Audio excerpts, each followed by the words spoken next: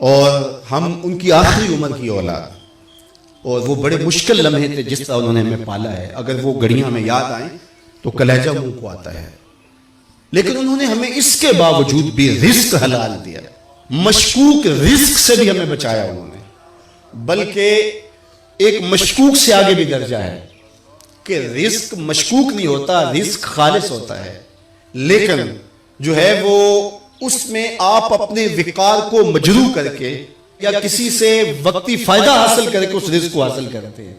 الحمدللہ اللہ کے فضل سے انہوں نے ہمیں اس سے بچایا۔ اس کی صرف میں 2 مثالیں آپ کو بتاتا ہوں۔ میرے والد گرامی کپڑے کا کام کرتے تھے، اور دنیا کے اوپر کسی نے ایسا دکاندار نہیں دیکھا ہوگا جو دکان بند کر کے رکھتا ہو۔ وہ کہتے ہیں لوگ آ کے بیٹھ جاتے ہیں اور میرا وقت ضائع کرتے ہیں، میں نے قرآن مجید پڑھنا ہوتا ہے۔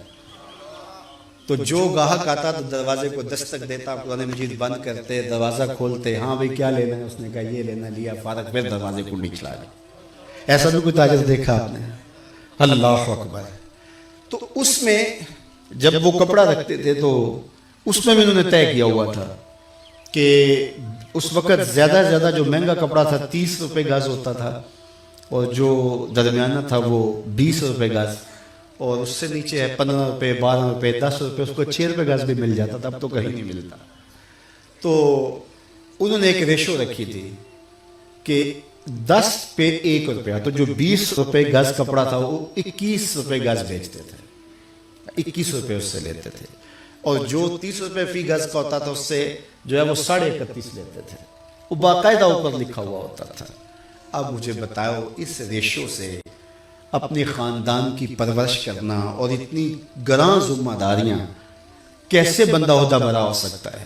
لیکن لوگ رزق کی کثرت کی بات کرتے ہیں، ہم نے آنکھوں سے برکت دیکھی ہے۔ کثرت اور چیز ہوتی ہے، برکت اور چیز ہوتی ہے۔ تو جو میں بات بتانے لگا ہوں، میرے بیٹے بھی بیٹھے ہیں اور آپ سارے میرے روحانی منتسب ہو میرے ساتھ، اور آپ نے آگے اپنے نسلوں کی تربیت کرنی، اور اس چیز کا ہم نے خیال رکھنا ہے کہ اپنی اولاد کو کس طرح کی تربیت دینی۔ تو وہ جو کپڑا بیچتے تھے اس کے اندر لٹھا بھی ہوتا تھا، تو جب کوئی کفن کے لیے کوئی فوت ہو جاتا اور کفن کے لیے لینے آتا تو وہ جو لٹھا بیچتے اس کے اوپر وہ 1 روپیہ بھی نہیں لیتے تھے، وہ جو قیمت خرید تھی اس پر دیتے تھے۔ تو ان کا شعور یہ تھا کہ یہ کمائی میری اولاد نے کھانی ہے، تو میں ان کی تربیت کر رہا ہوں، تو یہ بھی پیسے ان کی تربیت میں نہیں لگنے چاہیے۔ اور دوسرا، چونکہ یہاں دیہات کے کافی لوگ بیٹھے ہوئے اچھی طرح جانتے ہیں، ان کے لیے جو ادب اور احترام کا لوگوں کے دل میں مقام تھا اور جو محبت تھی، تو وہ کاموں کے سے یہاں اس وقت یہ چنگچی بھی نہیں تھی، کوئی یہاں پیک اپ بھی نہیں چلتی تھی، تو اس وقت ٹانگے وغیرہ چلتے تھے۔ تو کبھی بزرگ تشریف لاتے تو کسی ٹانگے پہ بیٹھتے، وہ فخر محسوس کرتا اور پھر وہ آپ سے کرایہ نہ لیتا، آپ بڑا زور بھی دیتے تو زیادہ تر لوگ نہ لیتے، تو وہ کپڑا لے کر کے آتے، تو وہ پھر یہ جو راجباغ جا رہا ہے، یہ تقریباً یہاں ٹول پلازا جہاں بنا ہے اس سے پیچھے ایک جگہ ہے، وہاں اتر جاتے اور وہ 1.5 من کا بورا سر پہ اٹھا کے یہاں آتے۔ کیوں؟ اس لیے کہ وہ بیچارہ ٹانگے والا وہ میرے سے کرایہ نہیں لے گا، تو اس کی بھی تو روزی کا مسئلہ ہے نا، تو وہاں سے اٹھا کر کے سر پہ لے کر کے آتے۔ اور اس کا دوسرا فائدہ یہ ہوتا کہ جو اخراجات کپڑے کے اوپر پڑتے وہ کم ہوتے، اور وہ خود اپنے اوپر لے لیتے تاکہ گاہک کے اوپر یہ بوجھ نہ آنے پائے۔ یہ ہے ان کی تربیت کا رنگ۔